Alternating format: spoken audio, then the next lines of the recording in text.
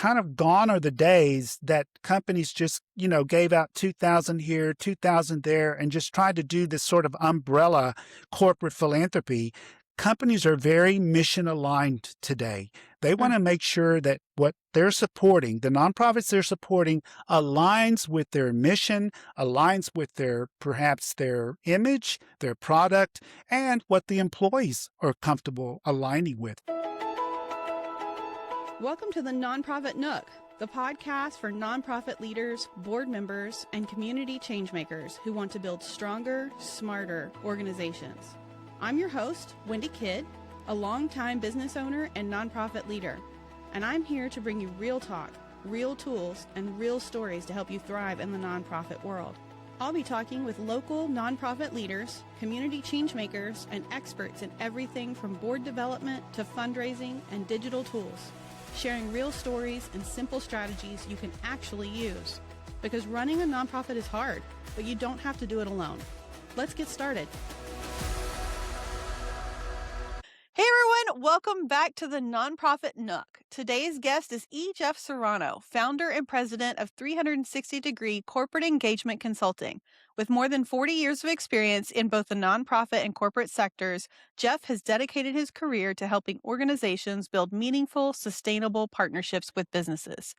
Over the years, he has led corporate engagement and fundraising efforts for organizations including the Dallas Museum of Art, the Dallas Opera, the American Cancer Society, United Way of Dallas, and the University of Texas at Arlington. He has also held leadership roles with AT&T and worked as a journalist for the Houston Post, giving him a very unique perspective on the intersection of business, communications, and community impact. Today, Jeff helps nonprofits grow mission-aligned revenue through sponsorships, cause marketing, executive engagement, and strategic corporate partnerships. A graduate of Leadership Dallas and a proud University of Texas at Austin alum, Jeff remains deeply involved in community organizations throughout North Texas. Welcome, Jeff. Thank you, Wendy. Glad to be here. This is exciting. I'm so glad to have you. Yeah. Jeff and I did a event about a month or so ago, where we talked about corporate engagement, and we just got so much great feedback on that event that I thought we should come and talk a little bit about what we talked about on the podcast, because there's way too much information to do just one episode. So we're going to do a highlight today. We're going to do a little highlight reel. Good. Yeah. And that way everybody kind of benefits from this, because I feel like working with corporate as a nonprofit can feel very, for lack of a better word, corporate. Yep. And you really put such a great touch on this when we did the presentation, and really helped people see the human side of this. So that's why I really wanted you to come on today. So thank you for that. Well, thank you. I feel great about doing this, and thank you for the invitation. Absolutely. Absolutely. Well, let's just jump in. Okay. So you often use the term corporate engagement instead of corporate fundraising. I want you to give people kind of an idea of what the difference is and why that distinction matters for nonprofits. Well, I like the word engagement more than just fundraising, because fundraising to me is an activity, and it's an important one. But engagement is the process of working with a corporation or the corporate sector. So you're just not going and sort of, in the proverbial sense, knocking on the door and saying, hey, can you give me X number of dollars? You're really working to engage that corporation from sort of soup to nuts to soup to nuts, and A to Z, trying to figure out what makes this partnership, what will make it worthwhile for the company to invest in your mission. So that does take a certain amount of engagement, research, looking for who within the company you may have a contact with, and really, for lack of a better word, a courtship of that company, so that it really becomes more of a partnership and not a one-off donation. Yeah. And you walked through that so elegantly in our presentation, because you gave them, like you said, soup to nuts, A to Z. You gave them the whole process. And I want to talk about that a little bit today. But it really, for me, kind of the lesson for me from that whole presentation was this should be a true partnership. It should not be somebody just wrote you a check and you said thank you. And you hope that they give you a check again next year, right? Right, It is a right. true partnership that works for both the organization as well as the corporation so that they're Correct. both getting a lot out of this. And there is a lot more to get out of this than just money. So, Correct. let's start with the beginning.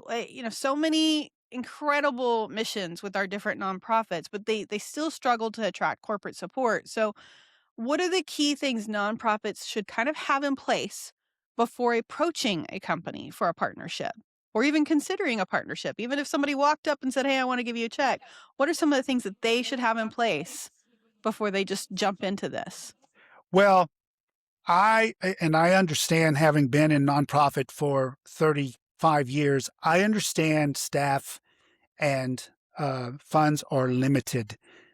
But if there's a way to have a person who is designated as the person who handles corporate giving, corporate outreach, that would be my first suggestion, is have somebody in place who can handle the various components of a corporate partnership, which can include uh, gala tickets, uh, visits to the site, engagement for the employee volunteers, sponsorship. It can be it's various levels of partnership with a company, compared to, say, individual giving, which typically would be one or two people within a, say, family that you're working with. With a company, many times you're working with the HR department, the marketing department, various other departments, and they kind of require some stewardship. So it's important for a nonprofit to have somebody designated as the person who is the go-to for that company to talk to. If you don't have that, then somebody in leadership in the nonprofit, the director, executive director, the president, somebody in leadership who has authority to make sure the needs of that company are met, and they're met in a timely way. So, like I said, I completely understand how staffs are short, resources are short. You may not have the luxury of having one person designated for a corporate giving, the corporate giving staff person, but it's important enough for that partnership to have somebody in leadership who can make sure that the needs of that company are met once that donation is forthcoming. That makes perfect sense. You wanna have just that one contact who can kinda keep their eye on the ball, so to speak, Absolutely. for It's that important. company, Yeah, and support that partnership properly, right? correct. Yeah, Correct. yeah. So when you come in and you evaluate a nonprofit's corporate engagement efforts, what are some of the assets or opportunities that they often overlook? Well, one of the first things I think is the opportunity for a company to engage with that nonprofit on an in kind level. Mhm. So I know that cash is king. I completely get it. Everybody wants it, everybody needs it, and it absolutely is king. But the important part to a potential partnership is offering a company the opportunity to give to the mission in an in-kind way. So I'm not talking about, let's say, pencils and paper clips.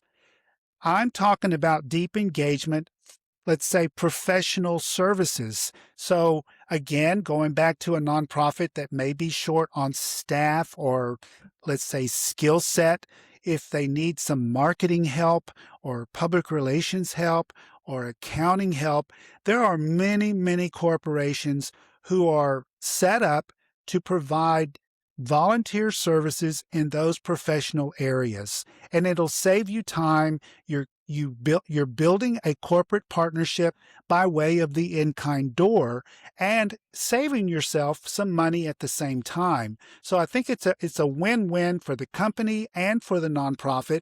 And eventually you build that trust and you build that partnership where a cash contribution could be in the making, with the appropriate, stewardship and certainly appreciation.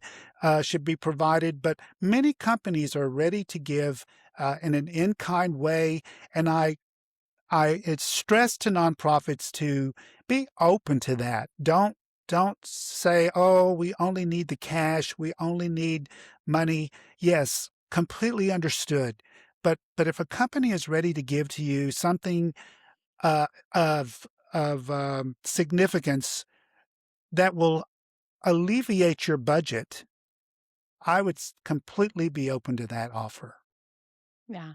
I love that. That was one of my favorite tips that you gave, because I had never thought about asking them for help with marketing or PR. Absolutely. But you're right. They Yeah, have those resources. Why they not do. take advantage of that for sure? And and many of them are just really excited to do something like that, to Hmm. say, "Hey, we helped XYZ nonprofit with their latest, materials, their brochure, whatever." I mean, I've been in many, many cases where I've had to go and ask a company to print a brochure for the nonprofit I was working for, and we were happy to give them recognition as an in-kind donor, Yeah. and so and they feel great about it, and eventually, you start a partnership that way, and they may be willing to continue the in-kind and give you a cash support. It's a process. Yes, it's a Yeah. process. It doesn't happen overnight, but it's easier if a company is not open to a cash to say, look, we do have these needs that perhaps your company, your professional staff could assist us, and then have that ready to go, have a list ready to go. Yeah. So that kind of leads me to my next question. Can you give us a couple, just one or two methods or ideas on how nonprofits can move beyond that one-time sponsorship or donation and build that into a long-term, mutually beneficial partnership with the business? Absolutely. The first thing is to continue the communication with that corporation. Don't let it die on the vine. If they gave you something for your gala or for your exhibition or your school program, continue to communicate, invite them to your events, ask for their professional services. Just keep engaged, mention them in your newsletter. Go out and make a presentation or invite them, somebody from their company to come and meet the board of your nonprofit and give them the presence, give them the interaction. The main thing is you don't want the communication to die. You want it to flourish. You want to keep it strong. And don't just ask them when it's time to renew, that they want to Yeah. be engaged the whole time of the partnership, and it really, really pays off. I can't tell you how many times I hear from corporations who really appreciated the continued dialogue. You just didn't come out to me when it was time to ask. You always invited us. You kept us engaged. You let us know what's going on. You might have invited them for a cup of coffee or something. It's a partnership. It's a friendship, and it should be treated that way. Absolutely. If you treat them as if they are an investor, not just a Absolutely. donor, right? But Right, they're an right, investor in your right, nonprofit, right.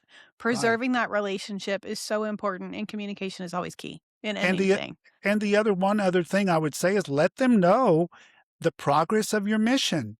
Let Yes. them know what perhaps their contribution helped, or how it aided in the program.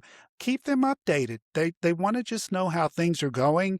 Most of the corporate philanthropy officers that I've ever worked with, they've been doing this for a very long time. They understand nonprofits are under a great deal of stress. They understand staff can be short.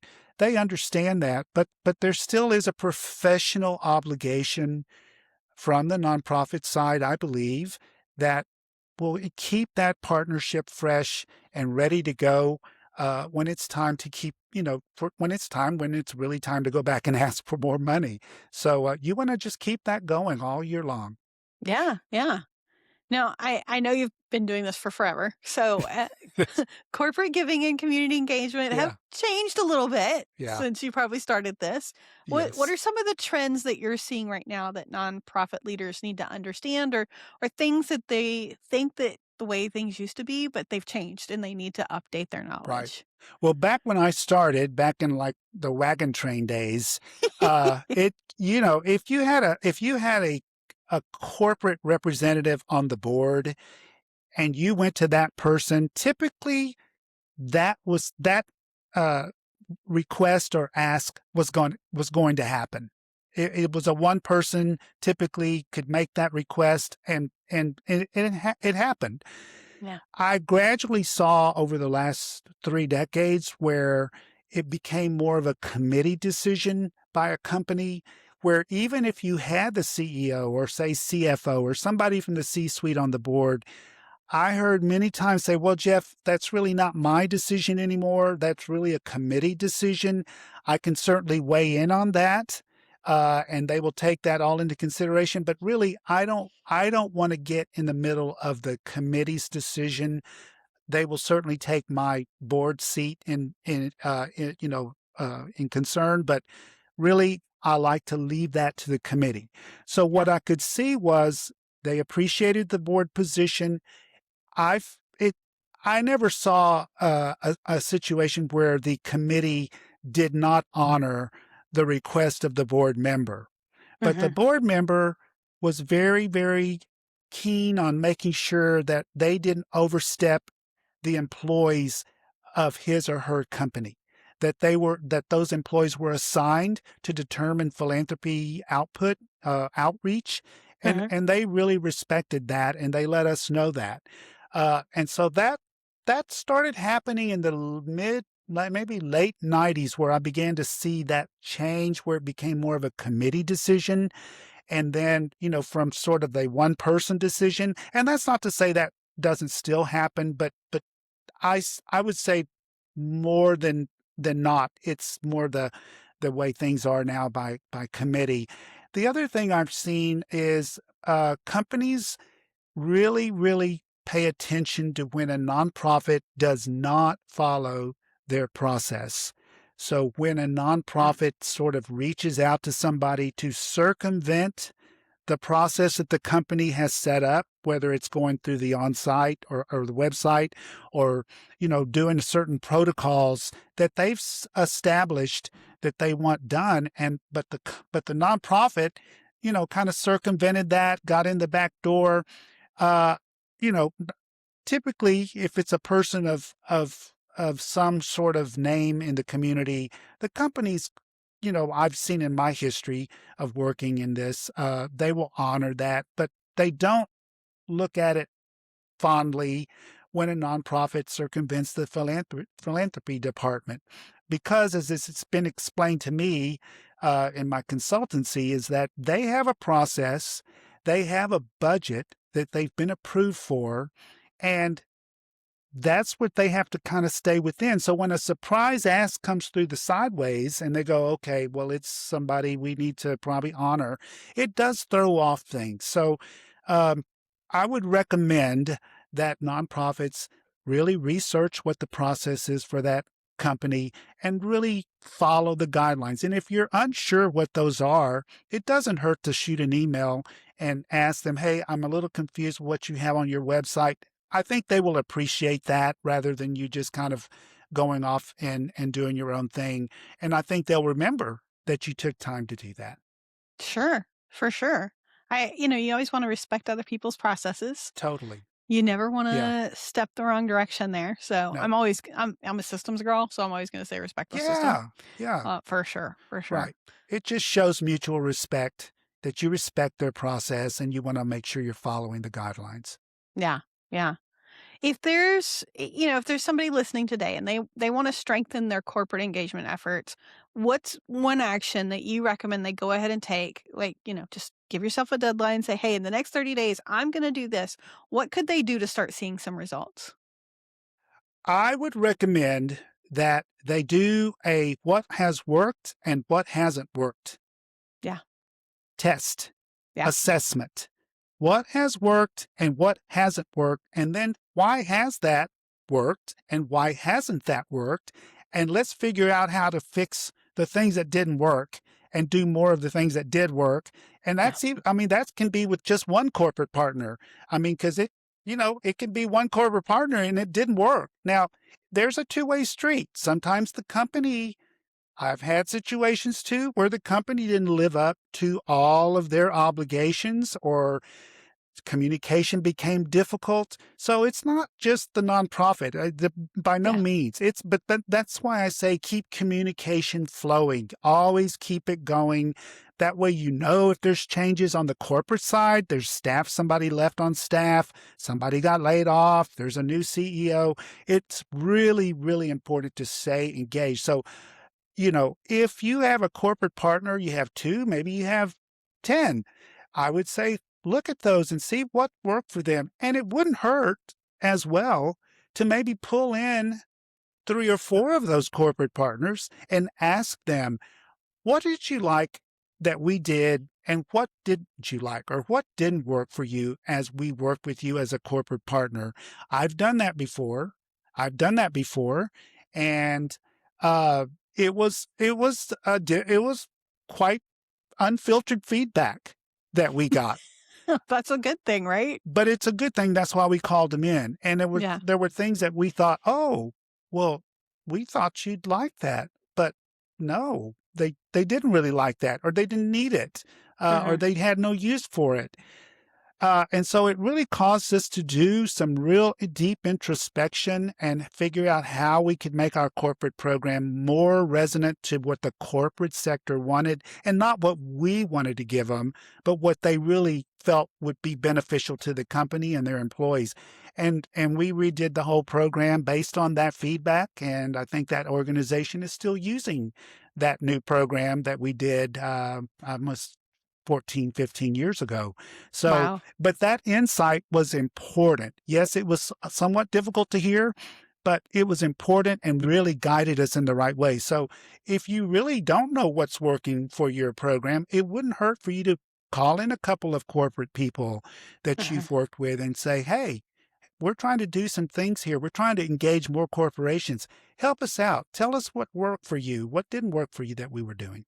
If they've never had a corporate Yeah. sponsor, if they've never partnered with corporate, maybe they've always gotten their funding from individual donors or, grant money or whatever, what would you recommend they do to start? Well, they have to determine what it is that they want the companies to do. Mhm. What part of the mission do they want those corporations to look at?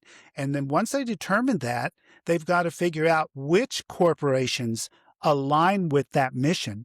So gone are the days that companies just, gave out 2000 here, 2000 there and just tried to do this sort of umbrella corporate philanthropy. Companies are very mission aligned today.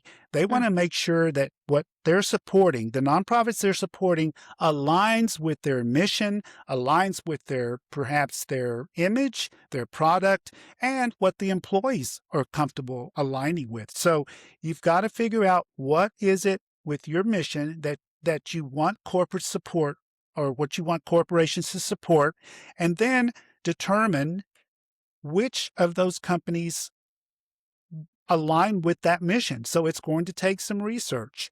Yeah. And, you'll have to delve into, you can do Google. There's many resources that a person can, that a nonprofit can look at to figure out where those companies are and are they based in your city? Are they based in your region? Many Yeah. companies will support nonprofits regionally. Some will support on a national level.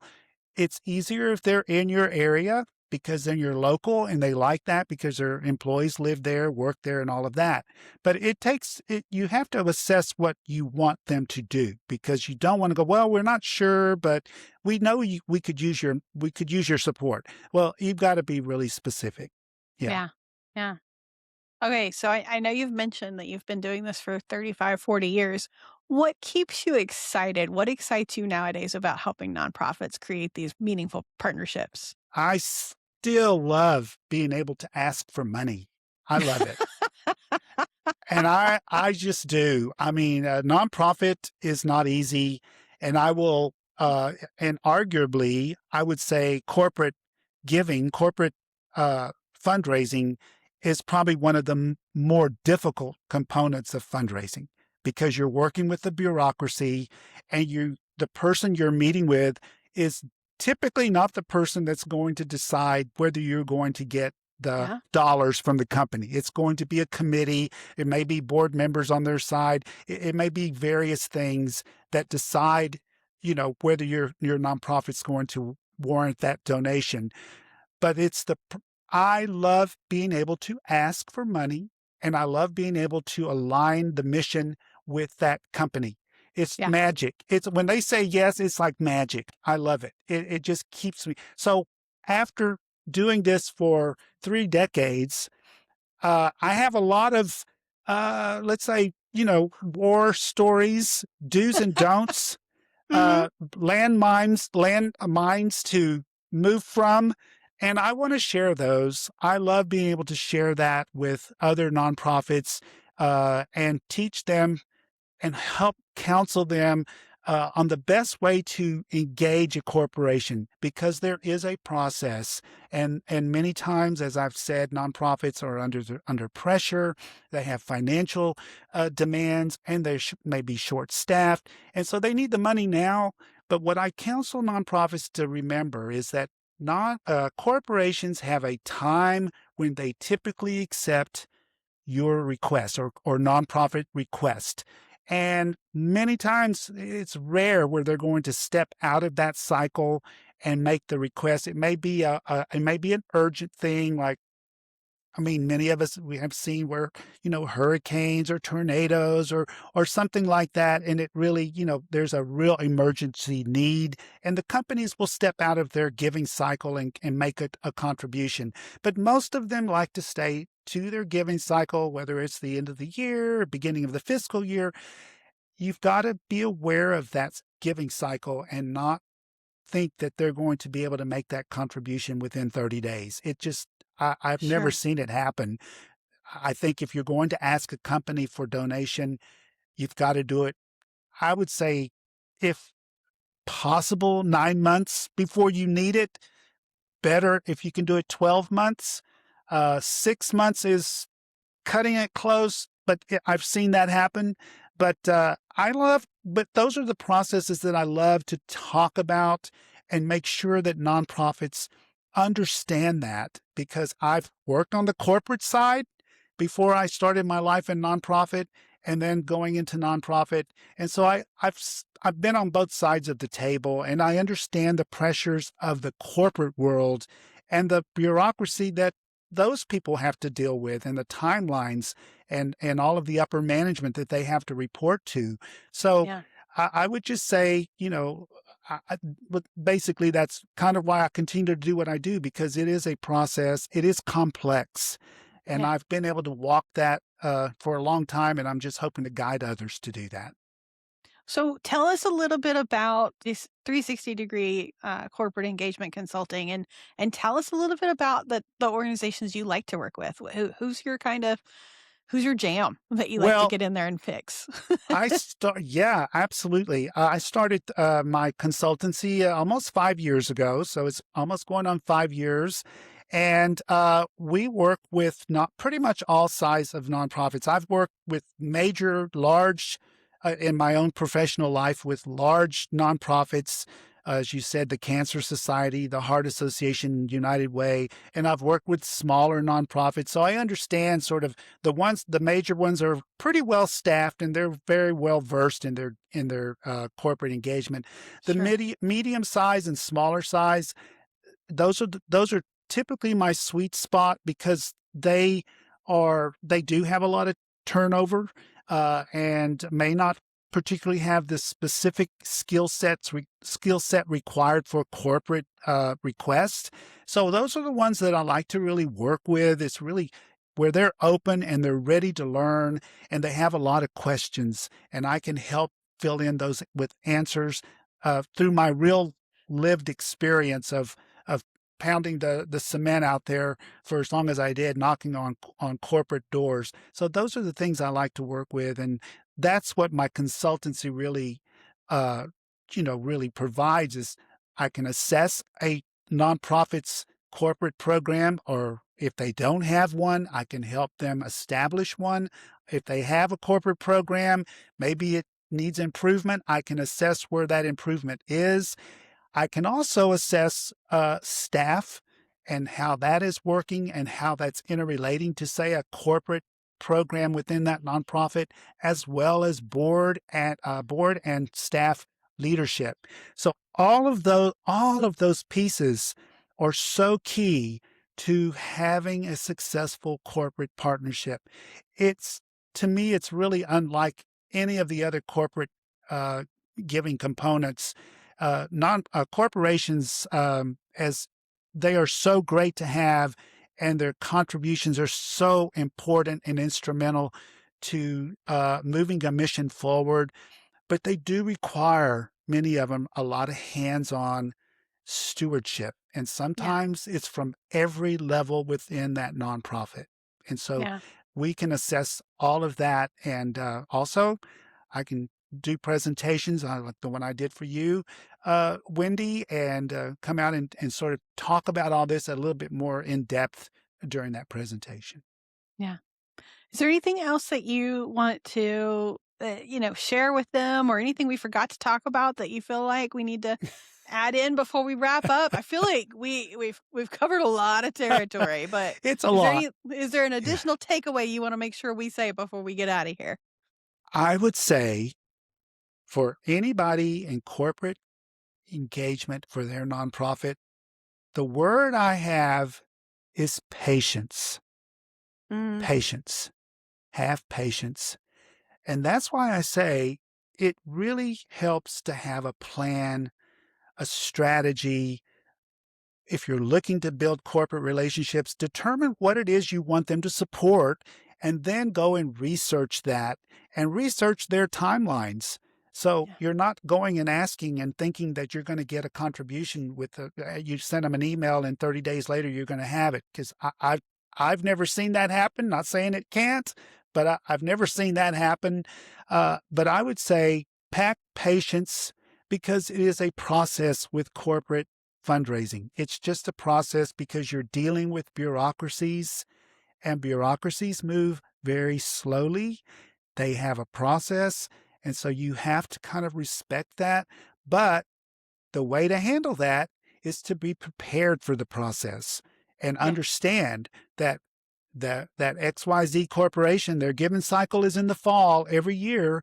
So summertime is not probably the best time to think it would be planning in the winter of that year to go to that company by fall and to have your ducks in a row as to what you need them to sponsor, or how much you want to give, or what area of the nonprofit you would like for them to consider. But that takes planning, strategy, and that's where I hope that if nonprofits can have someone dedicated to corporate fundraising within the staff, that helps. It really does. But I would just say patience. Be Yeah. patient. Makes sense. Makes sense. I love that. Patience is not something that I have as I a huge know. virtue, I but I'm know. working on it. It's my Well, meditation skill right now that I'm focusing on growing my patience. it's a process So that too. I yeah. have, I have to have it. When I was working in nonprofit and I was on the staff, I had to, yeah, it was challenging because Yeah. as a fundraiser, you're kind of ready to go, get it going, move out there, get money raised and so forth. But if you're a corporate fundraiser, the patience is going to be very important, and also understanding the process that you've got to follow. But I think if you're prepared for the process, it it won't hurt as much to have to wait a little bit. Yeah. Yeah. Thank you so much, Jeff. I really appreciate Oh my this. gosh. How can people find you? How can people reach out to you? Well, they can email me at ej Serrano at 360corporateengagement.com, or they can go to my website, which is www.360corporateengagement.com.